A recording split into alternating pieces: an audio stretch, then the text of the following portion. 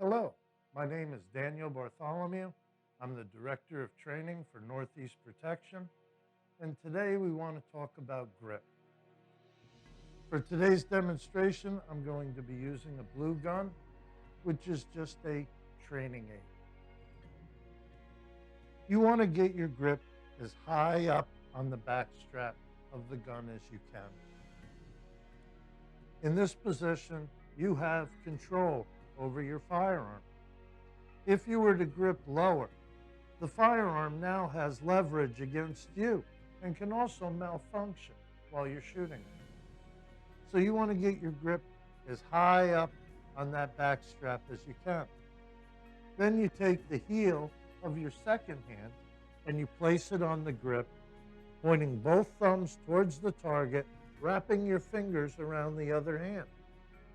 This gives you total control over that firearm, which is especially important with firearms that have recoil.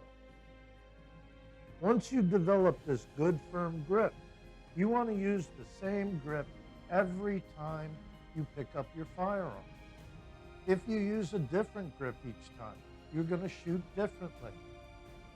So if you want consistency, you have to be consistent, and it starts with your grip. Never, ever, ever put your thumb behind the slide on a semi-automatic. When the slide comes back, it will shave the top part of your thumb right off. So always make sure that your thumbs are on the side of your firearm pointing towards your target.